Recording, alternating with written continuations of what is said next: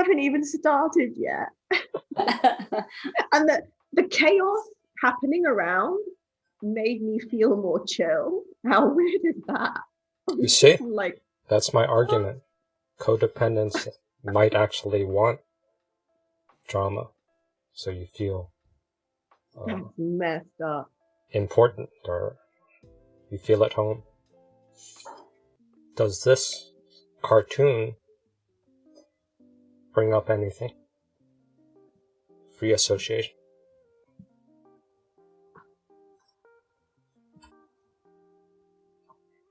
Any guesses? You see what you want to, what your mind distorts. You're projecting outwards. A Clockwork Orange. How would this be counterproductive when you're trying to communicate, date, evaluate, hoovering? Projection. Mm. You're more easily mirrored. People can mirror you more easily. You create. You're not seeing what is. You create your own reality. You're trying to create your reality, but you're superimposing based on your projection. And then Rachel, I think you said you're telling people your secrets. Yeah, you're maybe giving them the exact tools to hurt you. To hoover you. Just to hurt, like, con you. not even just in the first place, just to hurt you. If you're that open with people, like, it depends what you're classing projection as, but you could also class it in a more positive way. You're just projecting who you are out there. Then people can mirror you more easily and essentially hurt you more easily. People could mirror you and hurt you. Okay, what about this picture? Anything? Any reaction?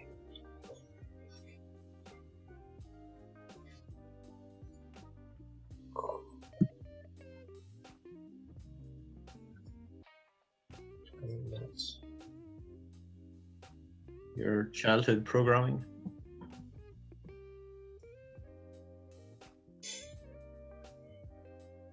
It's identity.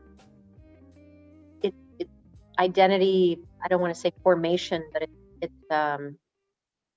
it's forcing identity upon someone else. You see life through your parents' eyes, so or as what you were mm-hmm. taught, and you see life through what you were taught through your parents. So if your parents forcing it as well, or they're projecting their lost childhood onto their kid. Yeah. So the parents can't see the kid. We see this a lot with helicopter parents, right? So then the child is living the unfulfilled dreams and fantasies and fears of their parents. Because the parents filter their reality, controlling their vision, gaslighting, grooming. This could be where the shared fantasy starts here. Or I think, Deb, you said filling the void. So if you have parents or some caregiver or empty parent or absent parents, and you as a child took the fantasy bond, the role to fill your parents' emptiness, or to keep the home stable from conflict, you end up continuing that fawn pattern into life. And it's hard to break out of. So you're in this sort of stuck fantasy growing up.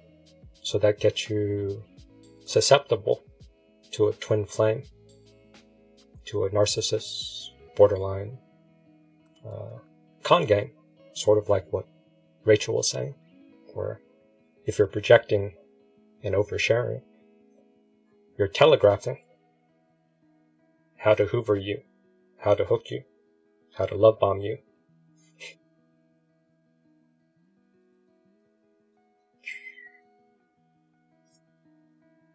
And this is his version of how he does it. It's all about you. I will try my best to learn literally everything that I can about you in general, in person, and things like that. Just so I don't know why I'm gathering all this intel. I just want to make you happy. When I love bomb somebody.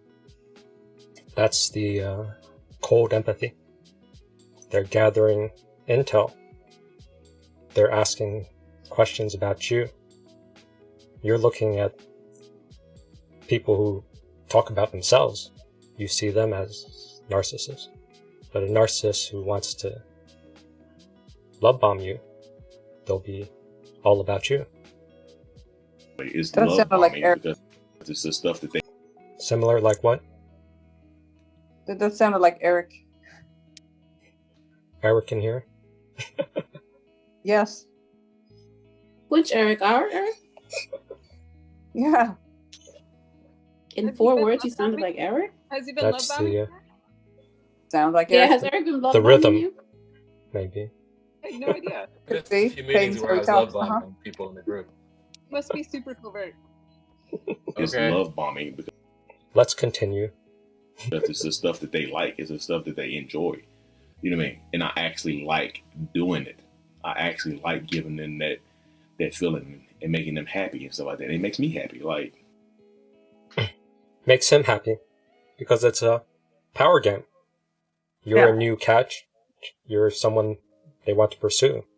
So if they all about you, cold empathy, what are your likes? Why did you break up? Who do you hate?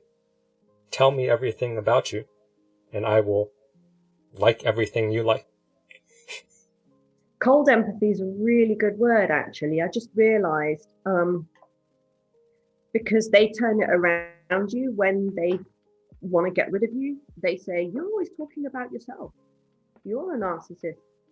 So, That's a discard. yeah.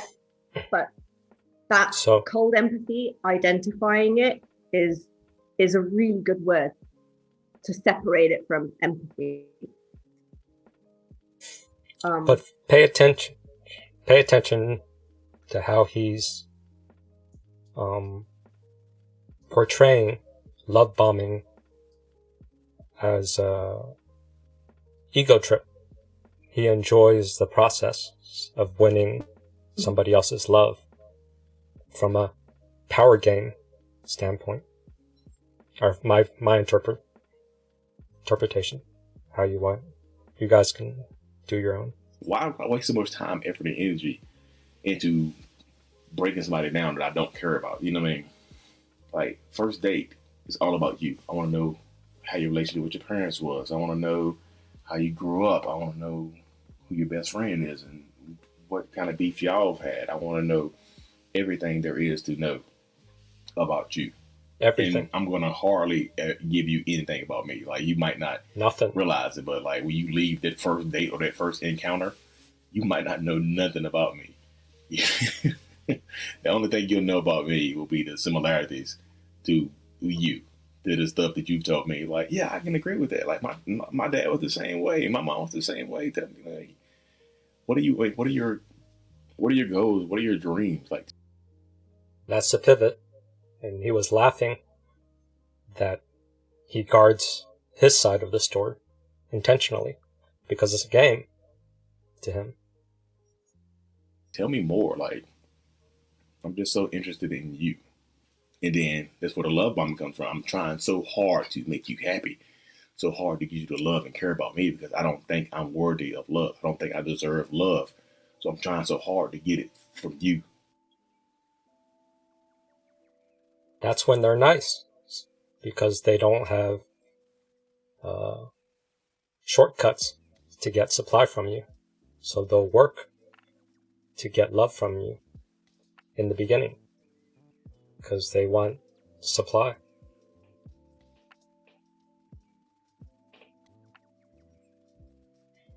that sort of research called empathy.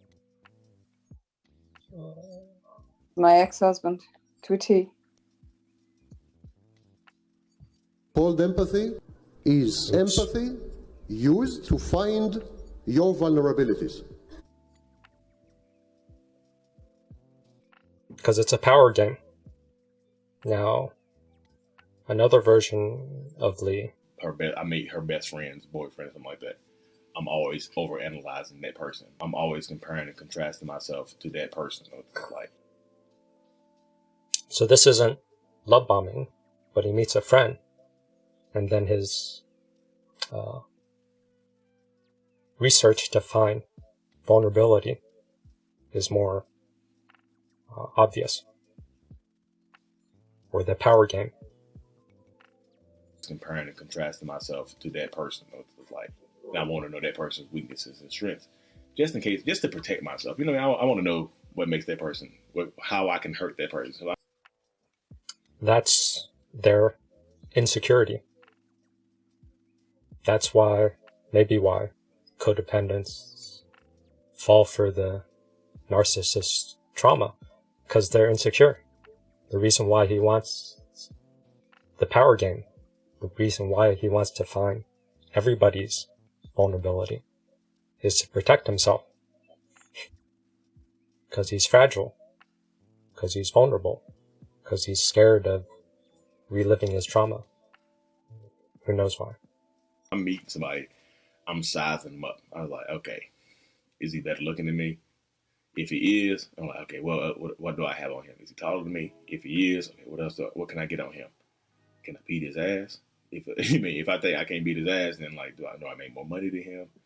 I have to find some kind of insecurity of his to make myself feel better, or hers to make myself feel better about myself and my situation. And also, like I said, also to protect myself, just in case we get into an argument later on or something like that. I need to have something to hurt you. I need to be able to get the upper hand on you. So that's the memory database. So they'll see your vulnerability or your friend's vulnerability. They'll remember for future. They'll make a Rolodex or a script. This is your likes, dislikes. This is what makes you hurt. If we get into a fight, I'll remember to poke this. I don't like going into friendships and relationships where I don't have an upper hand to hurt that person some way, shape, or form. You know what I mean? I don't like that. That's the insecurity. If he doesn't have power over you, he doesn't like it. He freaks out. He starts dissociating. How's that, Paul?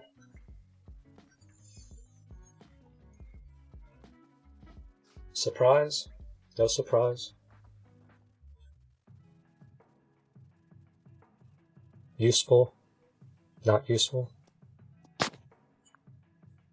This is my ex-husband, but also how he conducted himself at work, because I worked with him. And so he always wanted to exploit people's vulnerabilities and have power over them, because it's a game for him. He always wanted to be, he sought out influence and control. So, yeah. Yeah, Holly. My husband is, I'm getting hoovered because my husband is bringing up exes and asking me about, what was it your ex did that you didn't like? I mean, word for word.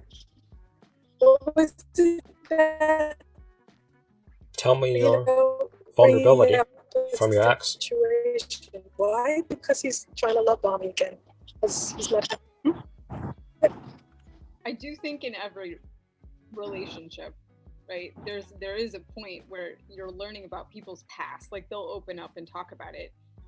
I think there's some normal questions about your best friends and your growing up and your and I guarantee you that I have learned about people's past partners or dates or whatever, and then later on been like, well, I'm not like the rest of these people that you've been dating. Like I certainly have done that, like just to, but not, that's, I feel like there has to be a difference here, and I'd like to know.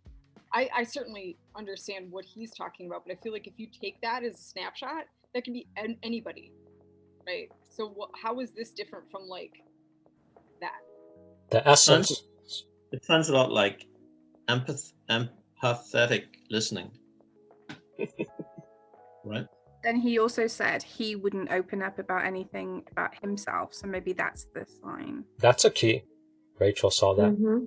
Superficial things, perhaps. I don't know, just stupid things like my ex-husband. He would say that he liked all these same things I liked, and now with his new girlfriend, he's saying that he likes making soap and stuff he would never have done. He never makes soap. He doesn't like arts and crafts. So whoever he's with, suddenly that's the things he likes, and he will talk passionately about those things. But if you actually try and find out what he liked before he was with those people, he can't tell you.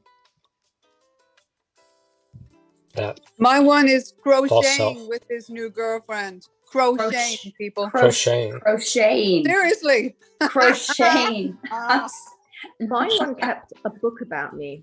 I mean, how crazy is that? He shared with me, he said, hey, you know what? Do you remember this? And he would send me a copy paste with a time date stamp. This is exactly 1 year since we first started talking together on the internet.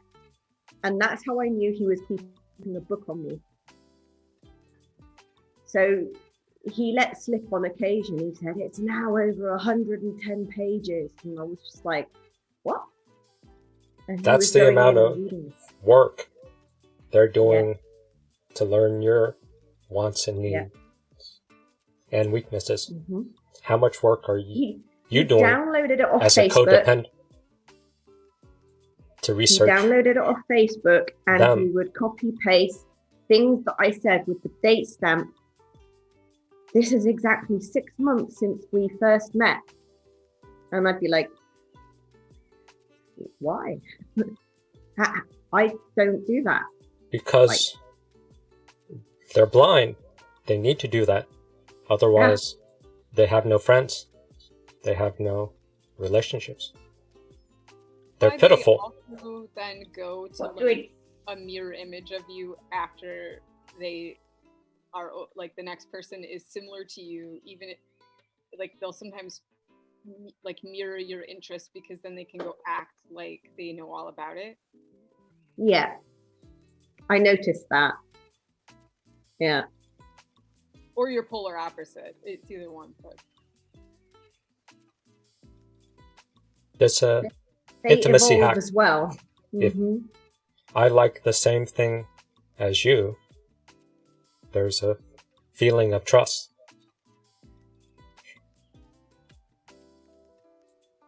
And so let's say you have a deep interest, a passion for something. You have no one to share your passion with. So a love bomb comes. They shapeshift and say, I love that band too. I love this, blah, blah, blah, blah. You finally have someone to share that passion.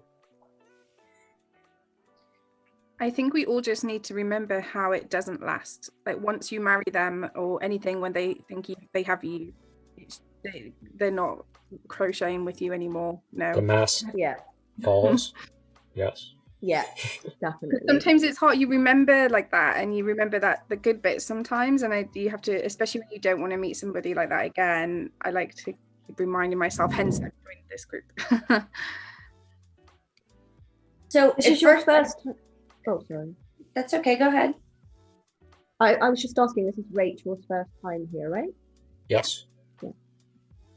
Deb. So it's it's complimentary at first, but when I look back on it, to have somebody come into your home and notice them taking notice of things like how I organized my garage, or the type of bottled water I drank, or constantly asking me questions. I had a when COVID hit, an entire evening of pictures just coming in of him reorganizing his entire kitchen, like his entire kitchen, every utensil, every drawer, and just sent me pictures of it all night long, because he knew that I'm an organizer. I keep things pretty tight. And he did it for everything. He did it in his garage. He did it in his kitchen. And it began to creep me. You know, it's a different, he just creeped me out. And I'm like, what is happening here? Well, one That's sign. something I associate more with narc parents, right? Like my mother will copy me. It doesn't happen the other way around really anymore. I don't talk to her anymore. But when I did, she would copy what I did, right? She would not acknowledge when I was doing something, but then later on she would be doing it. And, you know, it was like her own idea. So well, I also felt like I was at that point, like I was dealing with a child, because he just, to me, what I felt him saying was, look what I did. Look what I did. Look what I'm doing. Doesn't this make you happy? And I don't know, when somebody does that to me, it's almost like I can feel their sickness, and I find it to be, I view it as a weak mind. Like, why are you doing this? It's great that you're doing it, but why are you presenting it to me like a cat that, you know, brings you a dead mouse and leaves it at your doorstep? I don't want to see it. Glad you're out doing it. I just don't need to see it. But he needs supply. That's you're describing my ex-husband too. I'm not saying it's exactly the same, but what he needed. So he has OCD from his malignant narcissist mother, the same trait. But also he needs to be productive, constantly productive all the time, because it stops the racing thoughts of worthlessness telling him he is worthless, and so he has to be productive. So when he got out of the army, he called me up. I was at work like 16 times a day. He was reorganizing all the cans in the kitchen, you know, cans of kidney beans, Jesus Christ. And he needed this constant stroke saying, oh my God, you're amazing. Oh my God, you're great.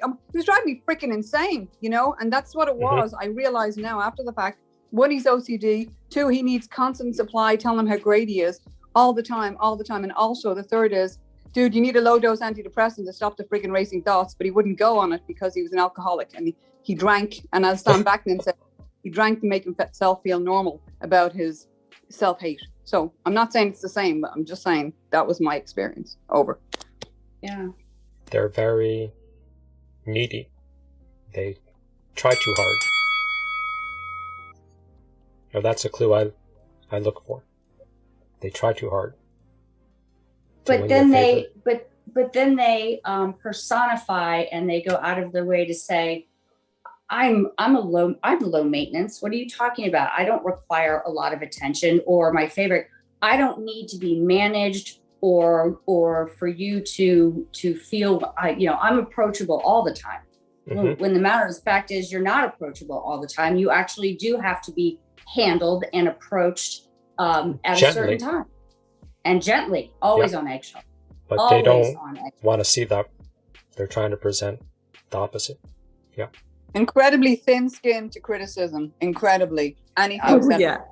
But so that starts an internal rage. That would always start an internal rage, and then there'd be some sort of passive-aggressive retaliation. Yeah, we're getting to that, if we can fit it in time. But then they turn around and say, you're the thin-skinned one. Right. So that's also mind games. I used to get made chastised for why do you post so many videos doing yoga? At the time I was opening a studio.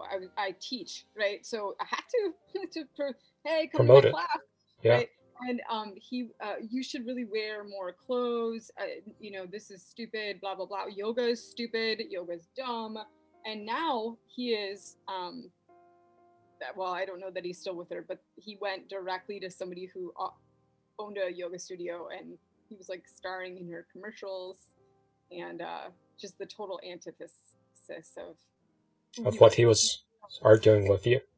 Yes. But I can remember, the reason I've just brought it up was because he would literally get angry about it with me. If it was yoga again, he was so negative about it. So what's that dynamic? Is it I think I'm still stuck on it, because I remember feeling terrible that I would even go to yoga, right? He was ruining it. You doing yoga was a threat. You being sexy on video promoting was, you might leave him, or a better guy might come and take you, because narcissists needy, insecure, paranoid, anxious? I'm just learning how to read the side texts that are going on here, and I wanted to, Rachel, you want to talk about like the how exhausting it must be for them to go through this. I mean, my former not sympathy in terms of, I know they hurt people more, but just in general, like, ugh, like it must my be. former husband would, the second he would sit down, he was asleep. He was asleep. And I remember thinking the energy to go into his day. This is a man who would go to the dentist and fall asleep getting a root canal or his teeth cleaned. Wow. The mental exhaustion that I look back on now, on trying to keep all the balls in the air and trying to figure out how to manipulate not just me, but in every direction, his children. I'm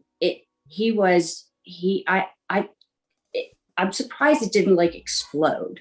And when I look back on it, I realized like how scary what was going on inside of his mind must have been. I mean, there was a reason that he was seen a psychiatrist, but that it didn't help. It didn't help. And I made a huge mistake not getting involved with the therapy. I was told that, the therapist would never want to talk to me. And he saw a psychiatrist twice a week for 17 years.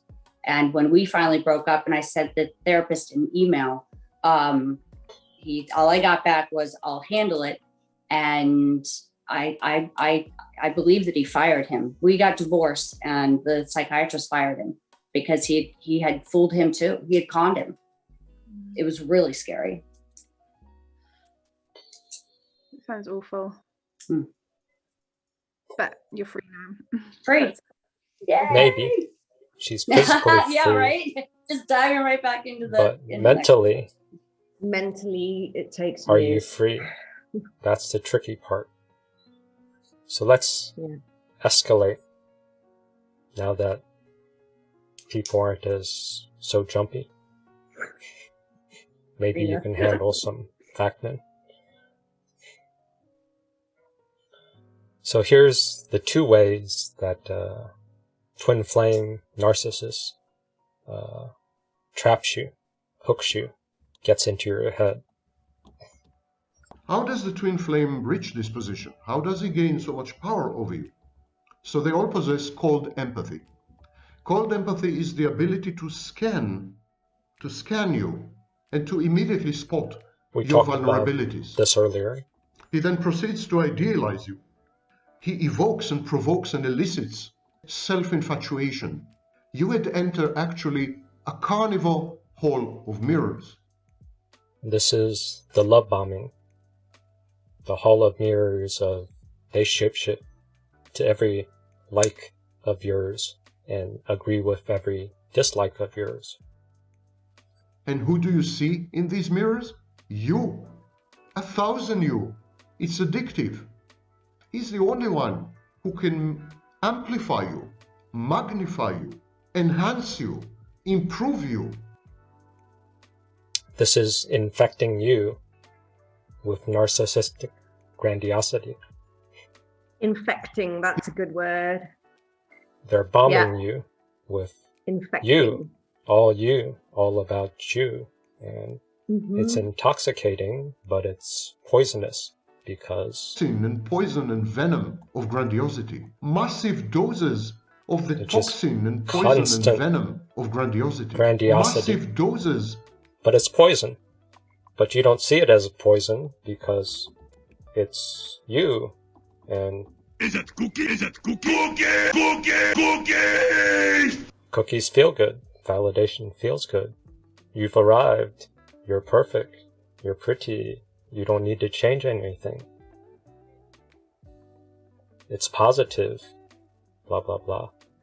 But it opens up a doorway into your head once you let your guard down.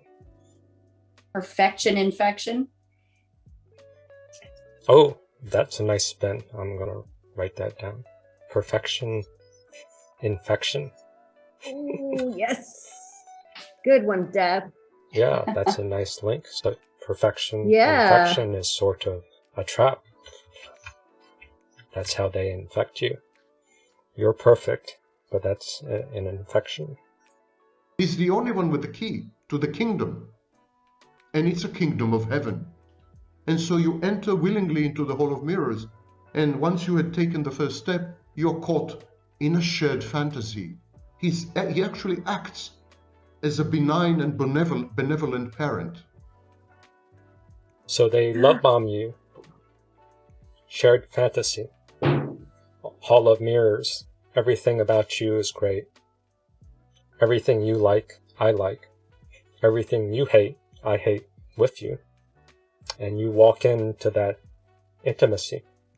And slowly, they take the role of benign parent. They take the role of, I'm one up. I'm expert of you. Therefore, I'm an expert of everything else. That's the slow pivot. But first, they get in with the love bomb. I felt the parent you never trap. had. Parent trap. It becomes Yeah, a trap. I felt the parent. Definitely felt that and was uncomfortable with it and didn't listen. But if the mirror, all the grandiosity, you don't pay attention. Of the toxin and poison and venom of grandiosity. Massive doses of the toxin and poison and venom of grandiosity. Love bombing, but they don't say it's toxic or poisonous. It's a fake parental figure. It's idealized. It's perfect. It never rejects you. It never pushes you away. It's always there, too much even. There's an element of stalking. That's a creepy factor. So if there's too much always there, that could be a red flag, a feeling, some instinctive read. And the twin flame reaches into you, reaches inside you, and co-opts this internal parent. And the second thing, the twin... So the first part is they become your inner parent.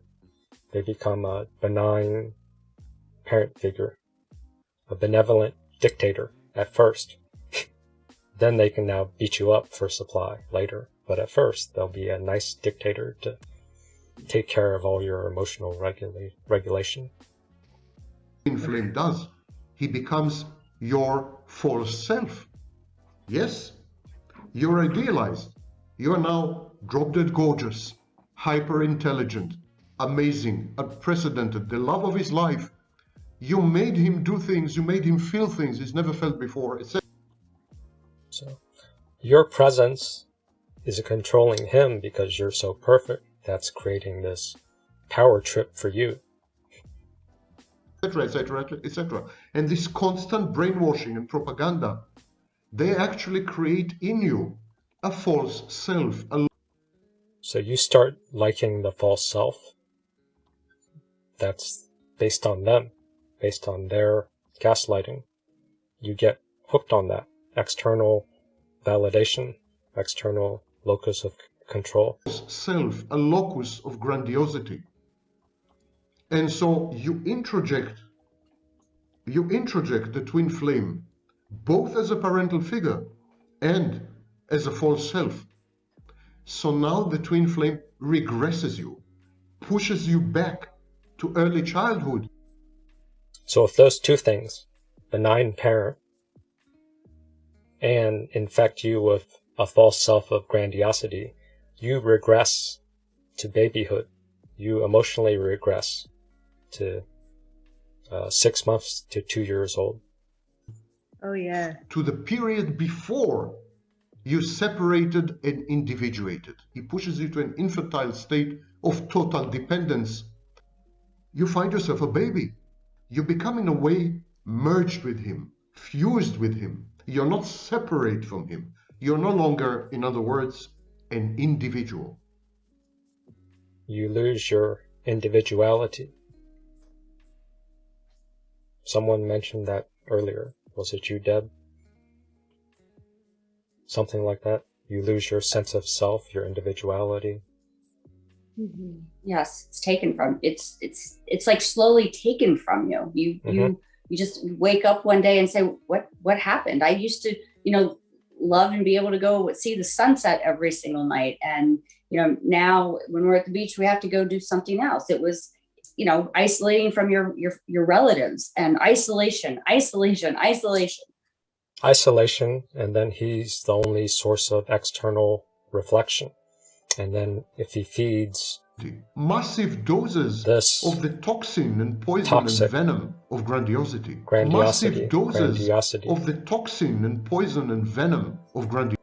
Then he does takeaway, where he does the negative hits, intermittent reinforcement, because he doesn't need to hook you anymore. You're hooked. Once he's got his voice in your head, separates you from all your friends and everything else, and continues the gaslighting. They don't even have to do that much when you're already from a parent that's a narcissist, right? He didn't have to do any of this for very long, for me. He started, he could start the discard like a month in or less, because it was like normal. Yeah, totally agree. It takes so much work to keep it up. Yeah. And they sometimes do the negative hits early to see if it works on you, because that's less work. So find an easy target. Soft insult. People pleaser. Who's a people pleaser? Who's going to apologize too easy? Okay, this is the one. I'll love bomb, and then I can start discarding. It's a script.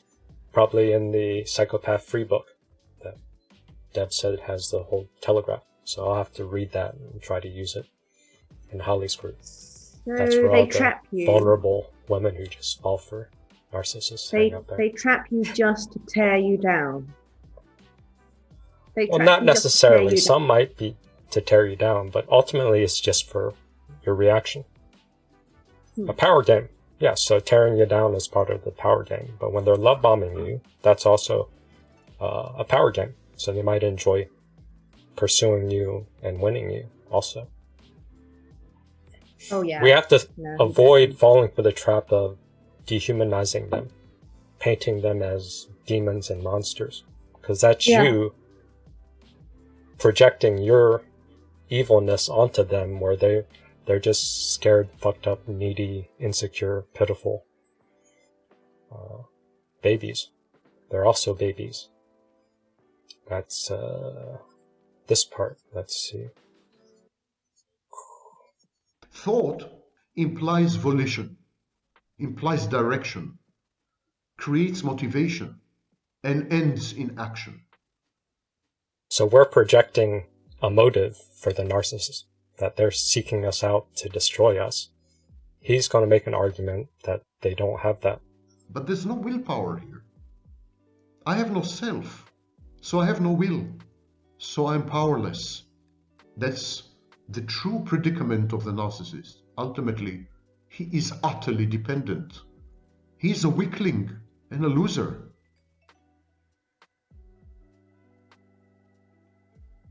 And some more.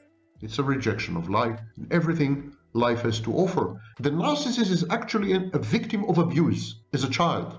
And then he goes through the rest of... So they believe they're a genuine victim, right? Haven't you argued with a narcissist? They always spin it that they're a victim. And then you want to project your version that they're intentionally victimizing you, because rationally, in your life, it's probably true. But in their life, their history since childhood is being a victim. Of his life, re-victimizing himself. And victimhood becomes his comfort zone. His ideological rigidity, unwillingness to commit, to invest, and to compromise. These lead to real victimizing. They're better at portraying victim. They're better at staying in that space. Everyone steals from him. Everyone cheats on him. Everyone betrays him.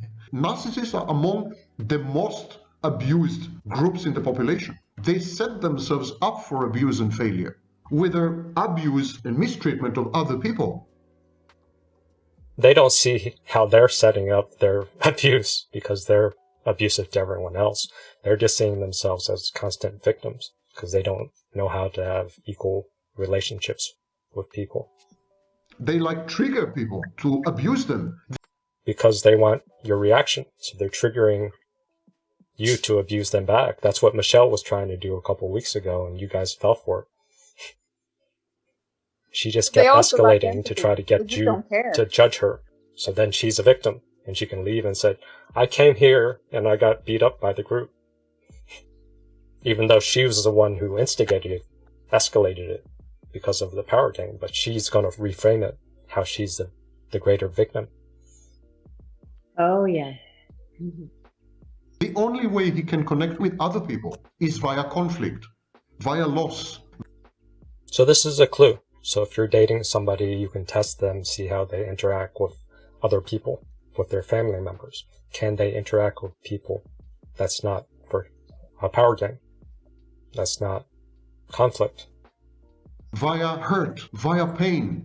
The narcissist chooses negative relationships. These are all last-ditch attempts to somehow experience via conflict the world. The narcissist can't relate to the world in a functional, happy, loving, regulated manner.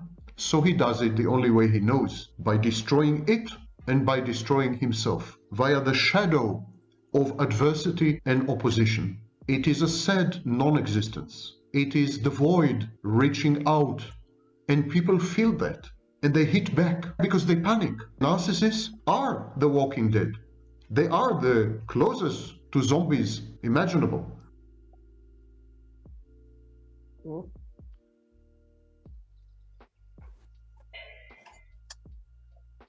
I think the other piece of that is that, at least I know in my case, I also idealize. I think I remember, not so much with my ex-narcissist, but with another guy who I don't think was a narc at all.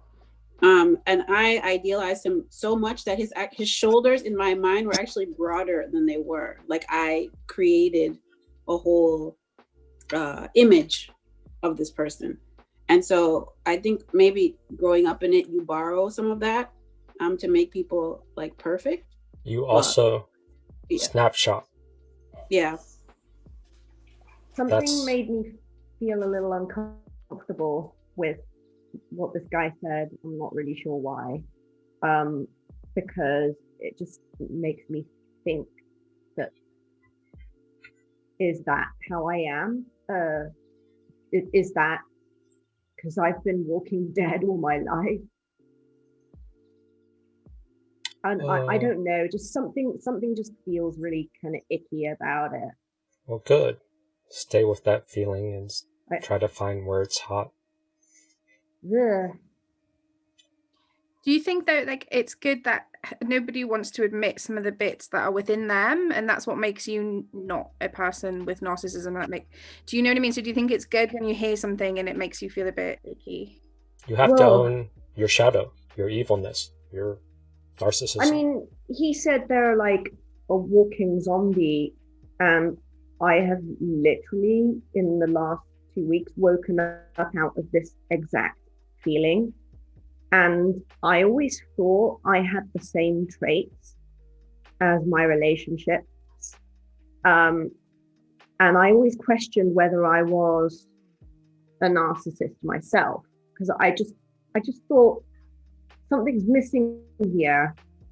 I don't feel alive.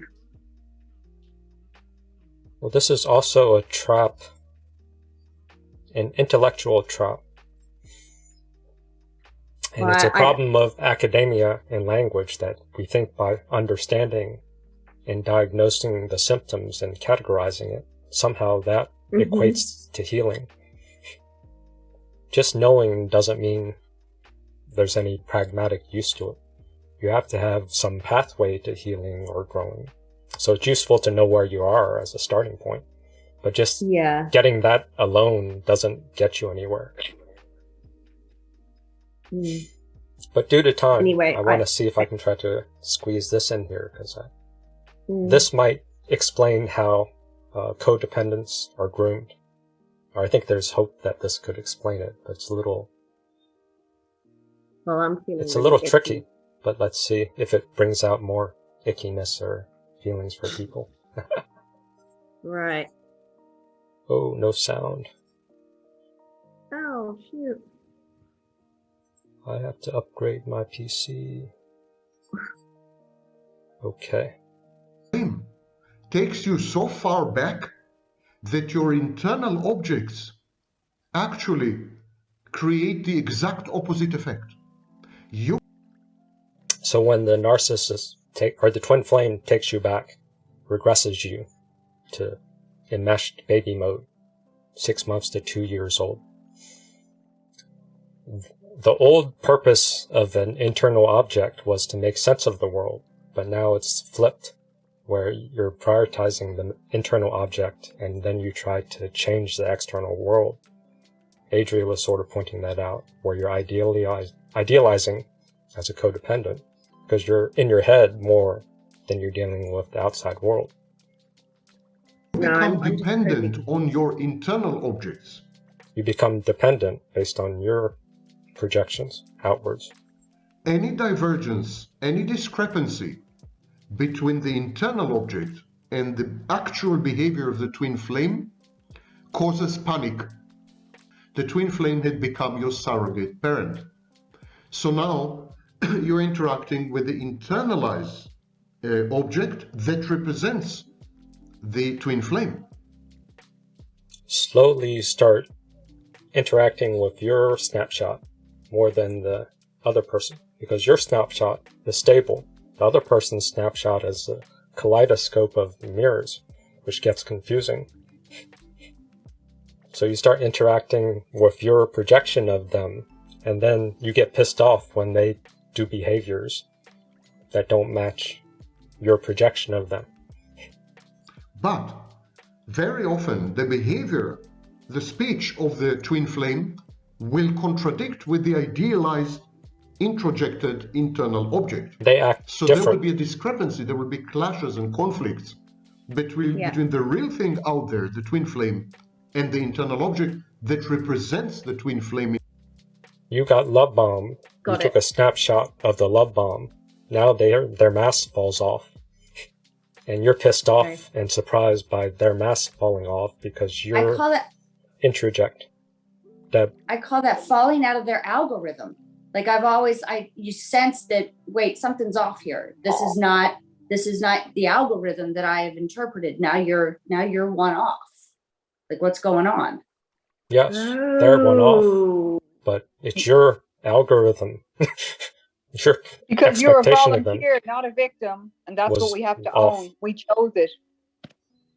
Well, once you know, then you can own it. But if you're ignorant of it, you're just stupid. But in retrospect, you volunteered for it. All the signs were there. You chose to ignore the red flags for whatever reason. It resonated with your dark side, and you chose it. At least I did. Grace, it happened. Yes. In your mind. And this will create frustration and dependence via intermittent reinforcement. So that's the love bombing and the devalue. The inconsistency is enough that you keep your internal snapshot of them.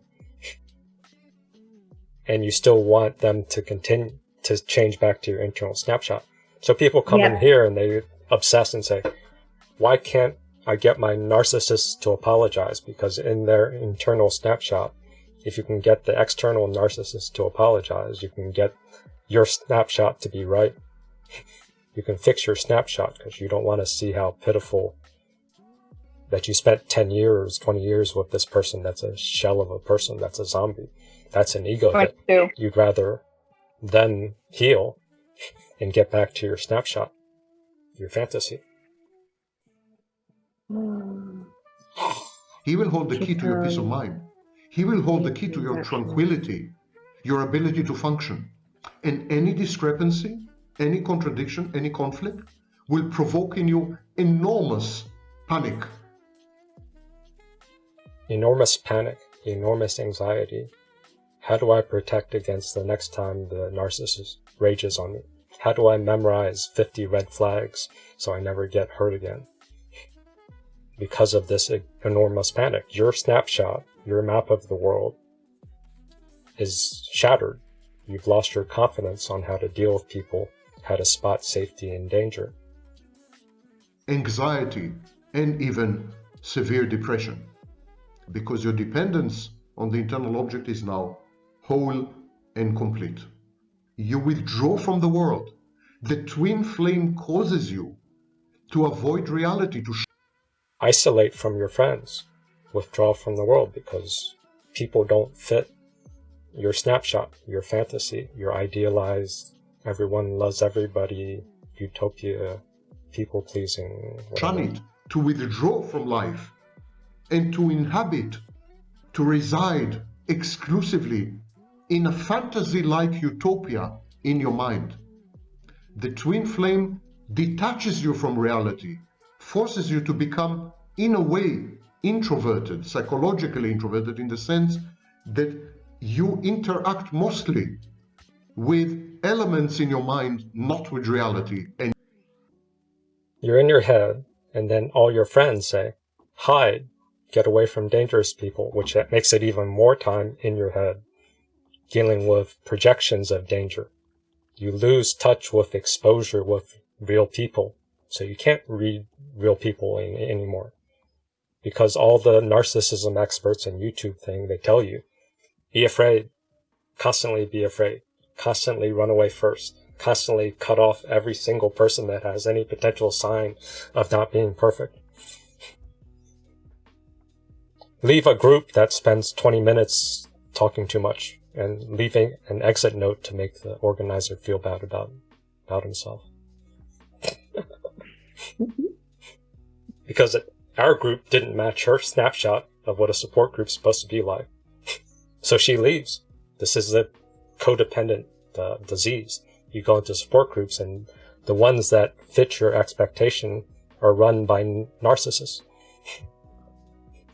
They'll give you the fake validation. They'll give you constant anxiety and paranoia to get you still in your head, constantly paranoid, constantly second guessing, constantly hypervigilant.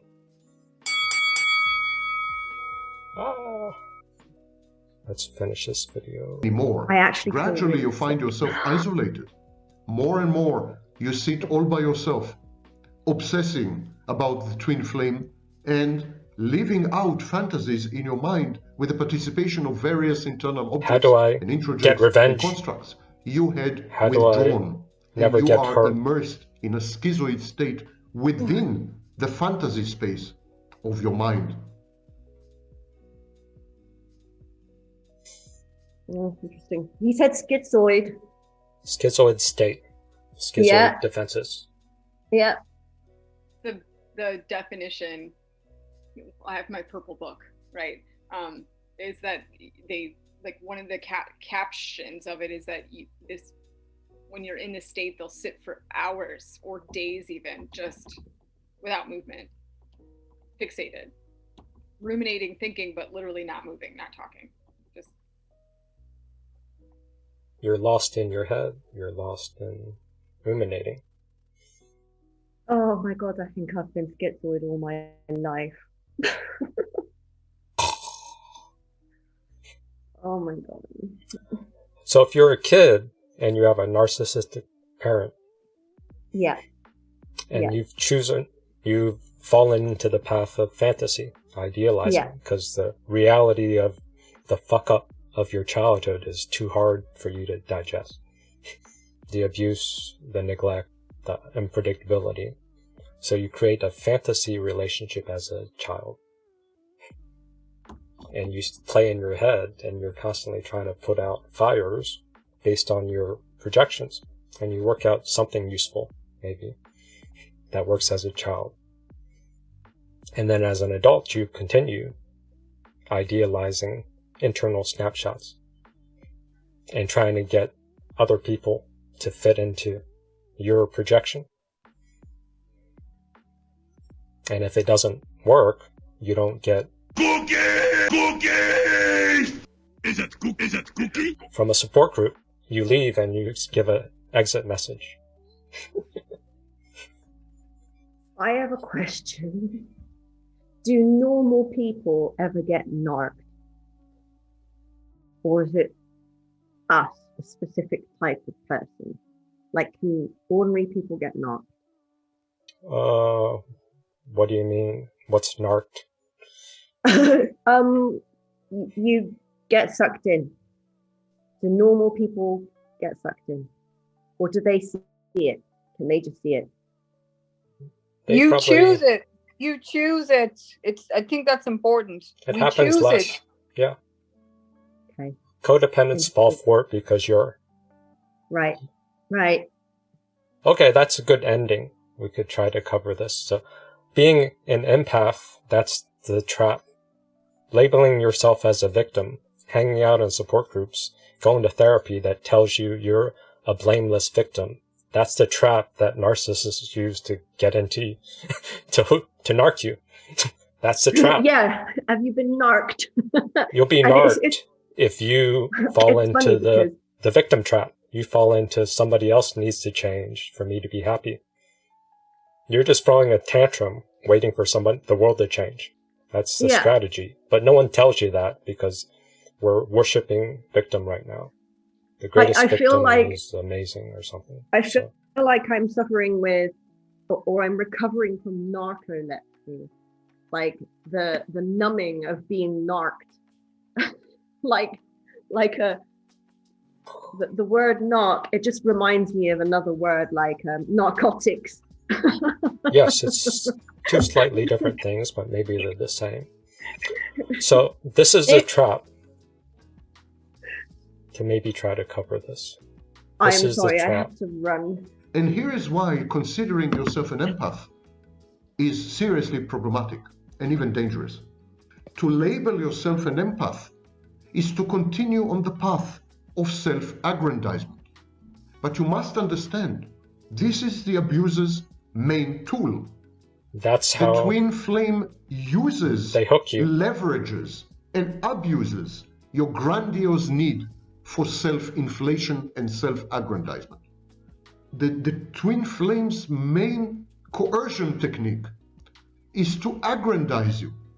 He keeps telling you that you're the most amazing thing since sliced bread, that you are supremely intelligent, that you are drop-dead gorgeous, that you are the one and only one.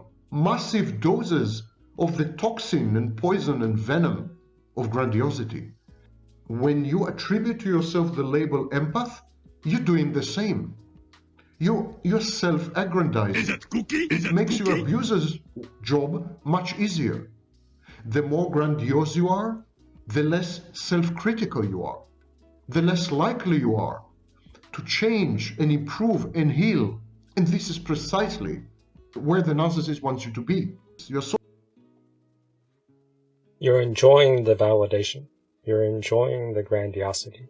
You're enjoying the victim stance. You're getting community. You go to support groups, you get videos, it validates being a victim. You just blame the other person. They're evil, they're a demon, blah, blah, blah. But that doesn't get you creative of how do I grow? How do I get better? How do I learn? How do I get out of this fuck up? You end up just spinning in neutral because you've already arrived.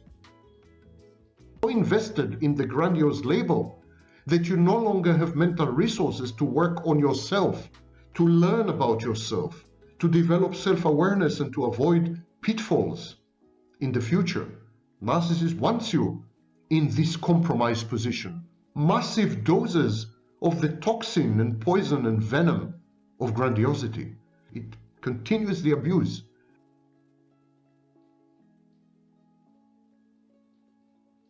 So it's a reverse power play. He uses grandiosity, which, might not be the best pointer. Deef, is he saying aggrandize? Yes, I think. Aggrandize? Aggrandize? Yes. I just think he's misusing it. No, I don't think he is. Well, he's basically saying, I hear it as, listen, it's almost like your narcissistic traits, whatever they were, your need for validation and to be this empath savior is what he's aggrandizing them. He's inflating your traits. He's making them. That's what he's doing. and you're responding to that because you want to respond to that because you're choosing his dark side that resonates with yours. I understand what he was trying to say. Like the definition of aggrandize is to make more powerful. So if you were going to aggrandize somebody, you couldn't then cut them off at their knees.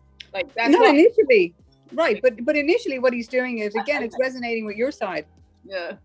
Well, no, the empath, label, the identity is aggrandizing. Is then inflated. It's the inflated, but cutting them off your knees, you can still do that. That has nothing to do with. That person isn't then more powerful, which is this is all about semantics, not about concept. Just so you know, for me right now. So Deef, isn't it embedded in human nature that we would seek anybody would seek and internalize anybody giving you a compliment? Or, you know, I'm a little confused as how normal people would interpret someone, you know, overinflating their ego or over complimenting. I would say modern culture, it's now normal. In older culture, there were sayings like a compliment or a positive statement is a doorway to the devil. So different cultures and societies had different views of external validation. I mean, I was taught, you know, you're going to sit in a conversation to either be interested or to be interesting. And that just sounds like now a narcissistic motto. Our culture is narcissistic. Yeah. That's scary. As Adria said earlier, you know, I think, don't make me misquote you, Adria.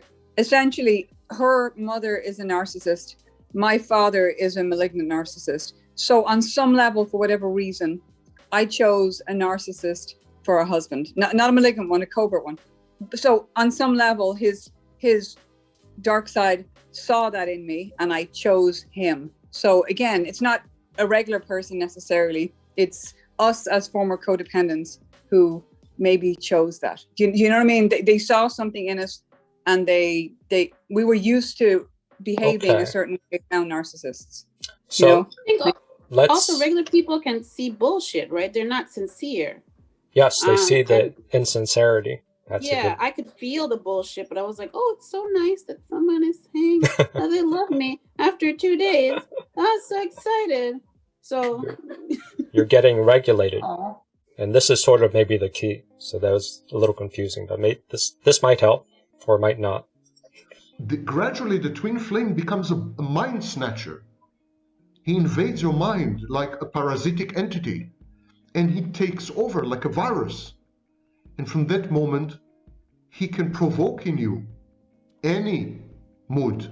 He can elicit in you any emotion, and he can control the way you think.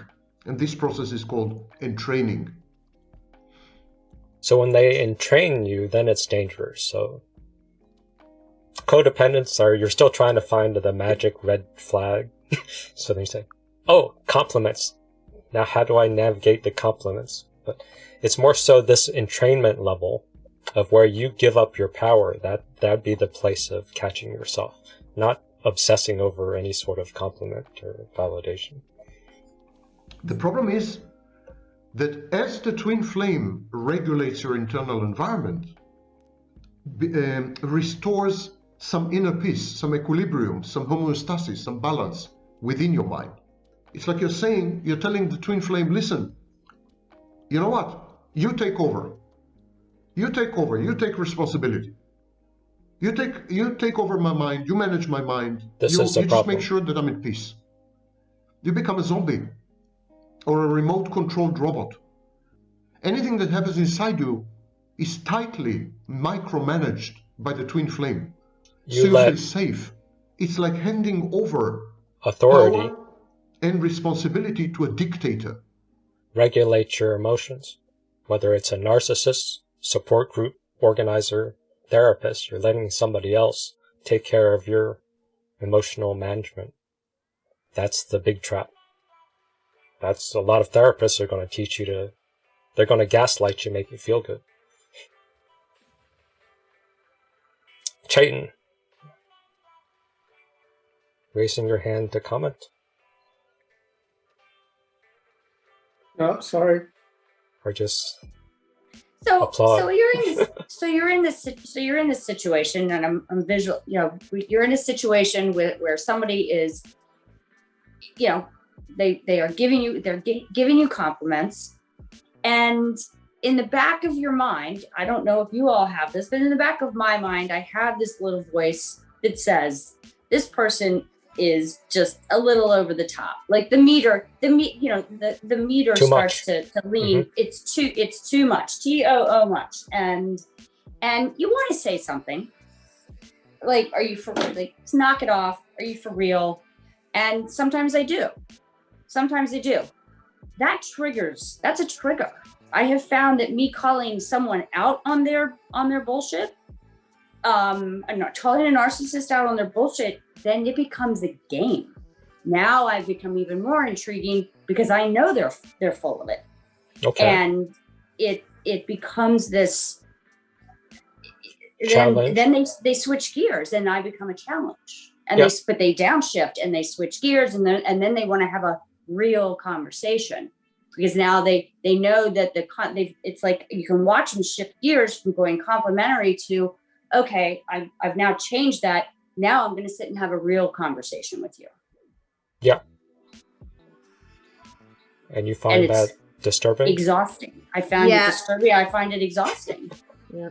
Right? They are exhausting. I can ramp it back up They're again exhausted. And say, yeah. well, now I'm just bored. Now you're just boring. I mean, where are they going to go? You could do that. Shift into next.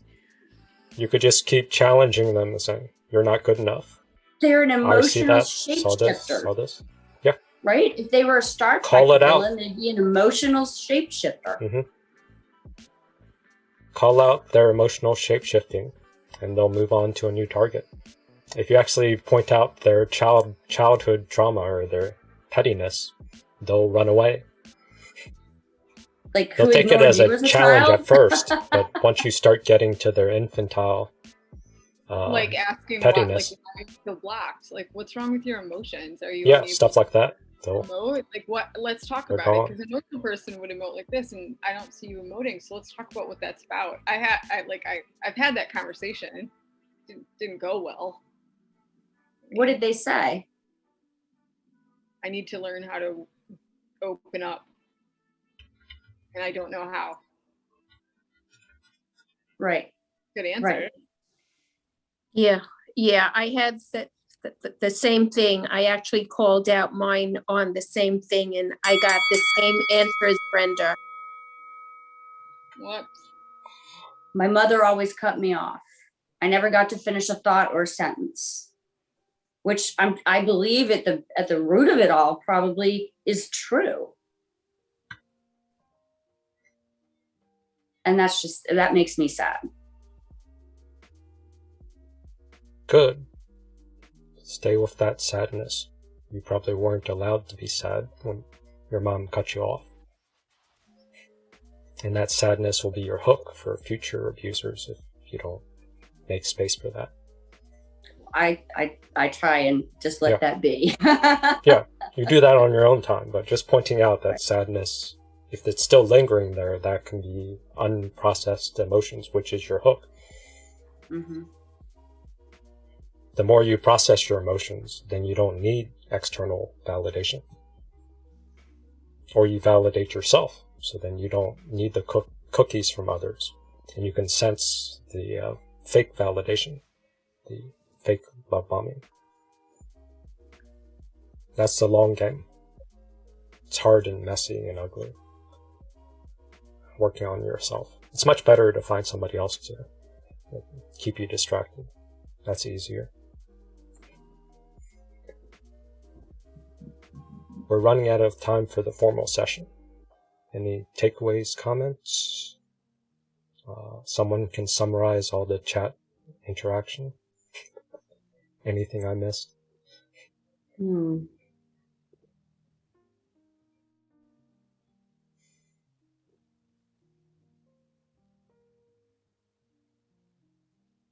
long-term answer is honesty.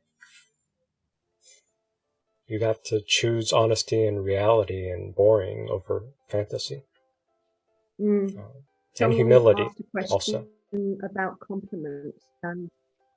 And this is a weird thing. I noticed that I never accepted anyone's compliments, but I fell for his, because his compliments, he figured out that I have no right to be as miserable as I am because you're happy in spite of what you've been through.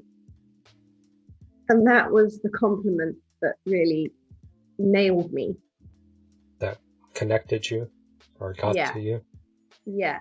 Everything else, I never accepted compliments about my body or my brains, or because that is all the trials of life. That's all like, well, you just have to work hard, you know?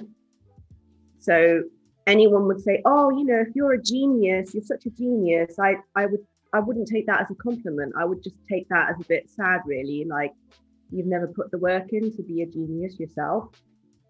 Because it's work. But happiness was the compliment that nailed me. And is that a bad thing? Good thing? How are you reflecting on? No, I just happiness realized now. I've just realized now that touched you can look at the compliments from the perspective of, are they coming from a place of like knowledge and wisdom, or are they just relating purely from an emotional standpoint? It doesn't matter. You guys are sounds like maybe you're taking the compliment pointer as a red flag to figure out a map so you can be safe in the world. No, that's still really falling for the trap of internalizing too much instead of just paying attention and you letting your senses and your instincts tell you what's safe and dangerous.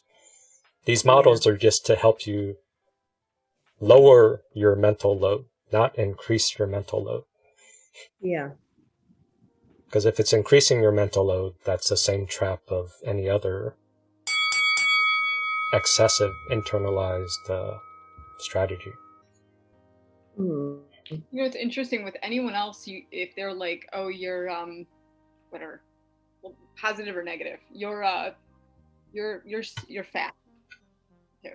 So like if that's somebody, friend or just like some rando, healthy, you're like, okay, well, I don't believe I'm fat, so I don't care what you say. Or you might care, but you're like, okay, there's two people in this equation. It's your idea and mine, and I don't believe I am. That trumps that. Yeah, there's two perspectives. That can't happen with like the relationship. I was never able to be like, until the end, I wasn't able to be like, I'm not horrible, terrible, I'm not, all these terrible things. You weren't allowed to have your opinion. Yeah. You're not crazy, Brenda. It also happens sometimes when you believe it a bit, right? Like the third answer is, yeah, I am fat, so what?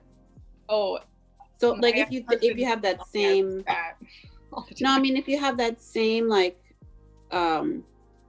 judgment, what's the words that we were using, introjecting, whatever, if that's a bad thing to you, the way it is for that other person, that also gives them like an in to get at you, whatever it is, not even just that's their cold empathy.